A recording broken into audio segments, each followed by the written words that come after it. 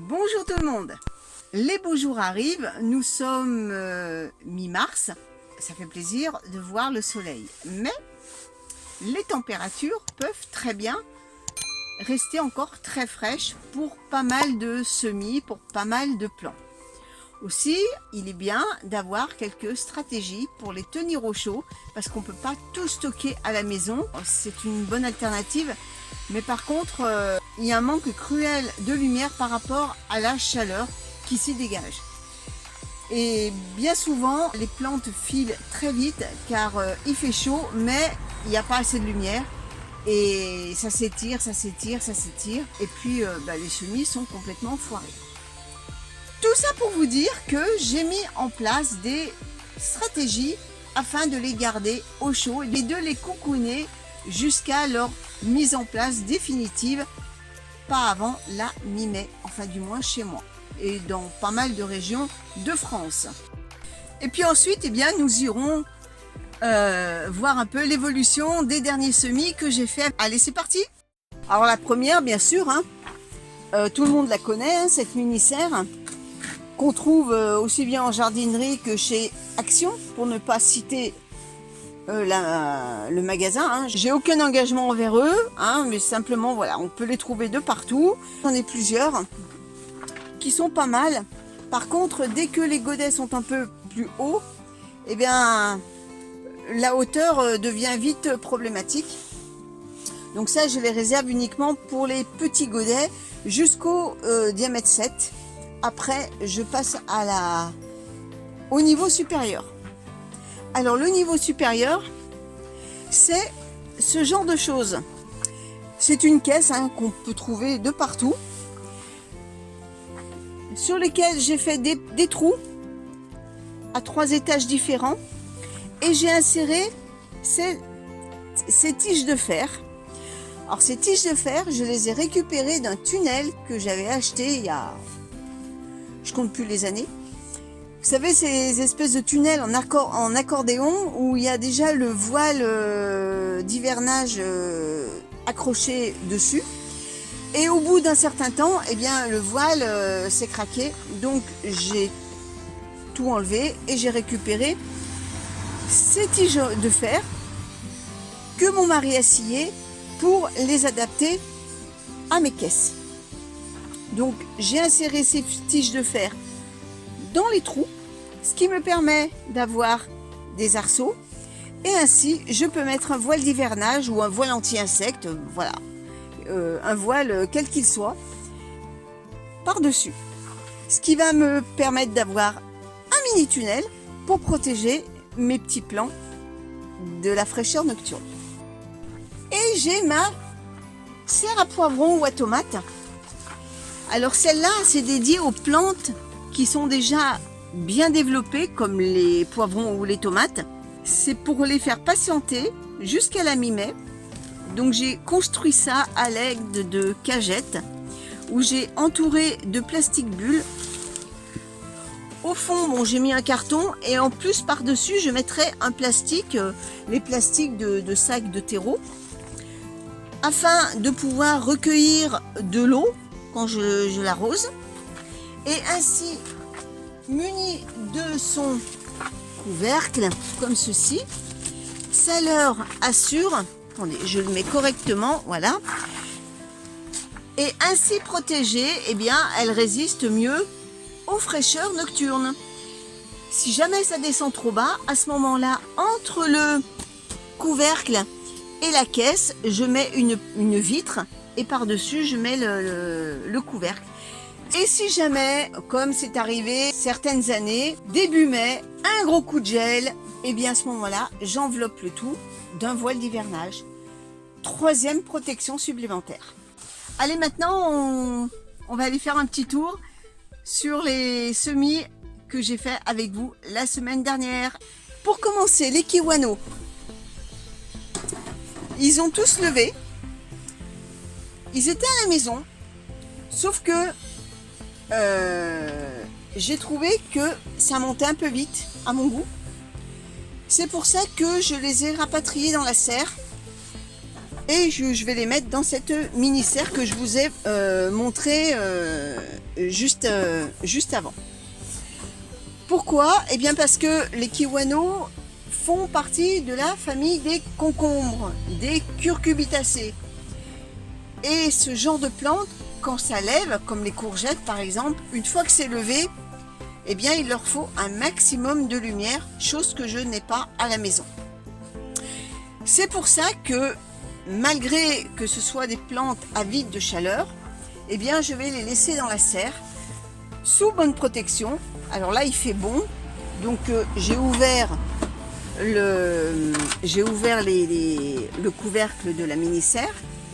Mais ce soir, je vais fermer et si jamais ils annoncent des températures négatives, ce que je doute fort, et bien à ce moment-là, je rajouterai un voile d'hivernage par-dessus.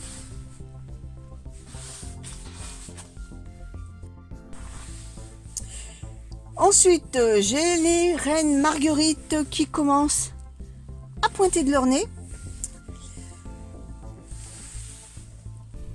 Alors les immortelles, je sais pas du tout, je verrai bien si c'est les immortelles qui sont sortis ou si c'est des graines issues de mon compost. Je vais voir, je laisse et on verra bien. À mon avis, ce sont les bonnes, mais bon, je verrai bien. Là, ce sont des œillets d'Inde, donc ça commence à sortir un petit peu. Par contre, j'ai les soucis qui sont bien sortis. Voilà, ça commence. Ça lève bien. Ici, j'ai les zinnias qui sont sortis. Là, ça commence à pointer du nez, les œillets du poète. Donc, dans l'ensemble, hein, tout le petit monde va bien. J'ai repiqué les reines de mai et les gouttes dorées en godin individuel, puisqu'elles commençaient à être jolies en terrine. Donc, voilà, j'ai préféré les mettre chacune dans leur petit godet afin qu'elles puissent se développer tranquillement.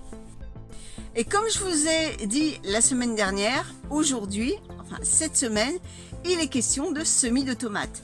Mais pour ça, eh bien, on va retourner à la maison et je vais vous expliquer tout ça. Alors voici mes 2 caisses où j'ai semé mes tomates. Donc on va faire le petit tour pour vous montrer ce que j'ai semé cette année. Alors j'ai eu pas mal de graines que m'a envoyé Stéphane, donc priorité bien sûr aux envois, ce qui est normal. Alors là j'ai semé de l'ananas jaune, de l'ananas rouge, la rouge longue, la jaune longue, j'ai la noire de Crimée, la zébra rouge, la tomate pêche et la prune noire. Ensuite, alors dans ce bac, vous pouvez, je ne sais pas si vous allez voir, j'ai mis canicule. Pourquoi? Eh bien, toutes les tomates issues de la canicule sont des graines que j'ai récoltées d'un fruit l'année dernière, dont je n'ai pratiquement pas arrosé. Alors je dis bien pratiquement pas, car j'ai quand même arrosé au début. Lorsque nous avons eu la sécheresse, eh bien j'ai sélectionné les plantes que j'ai voulu arroser, et donc certaines, je les ai laissées se débrouiller par elles-mêmes. Je n'ai plus du tout arrosé. Bien sûr, j'ai bien paillé le sol, mais voilà, j'ai fait une sélection pour arroser le moins possible. Alors, ne me faites pas dire ce que j'ai pas dit. Je ne cultive pas les tomates sans eau, car on ne peut pas cultiver un légume sans aucune goutte d'eau, c'est impossible. Bien que, je ne vais pas revenir là-dessus. Mais par contre, j'ai vraiment réduit les apports en eau dus à la sécheresse qu'on a eue.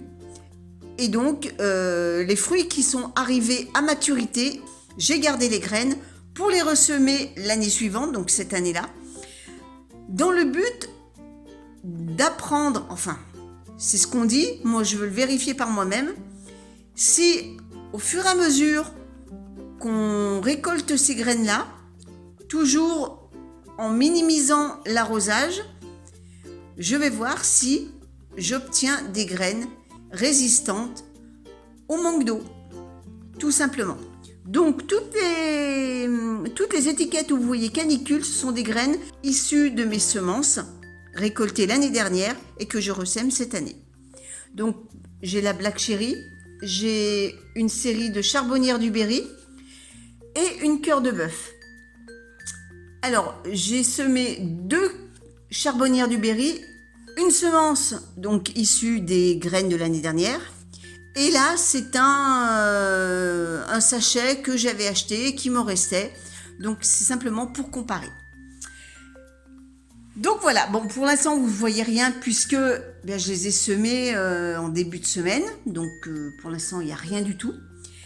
Mais je ne manquerai pas de vous faire le retour dès qu'elles vont pointer leur nez. Avant de vous quitter, je vais vous montrer les poivrons. Alors eux, vous voyez, ils ont un petit régime de faveur. Comme il y a un beau soleil, eh bien je les ai mis contre la fenêtre pour qu'ils bénéficient d'un maximum de lumière. Et vous pouvez constater qu'ils se portent à merveille. Et ils continuent de faire des feuilles. Et ça, c'est plutôt pas mal. Eh bien écoutez, je vais vous laisser. Je vous souhaite à tous une bonne semaine. J'espère que cette vidéo vous a plu. Et on se donne rendez-vous dimanche prochain pour une autre semaine au jardin. À bientôt tout le monde!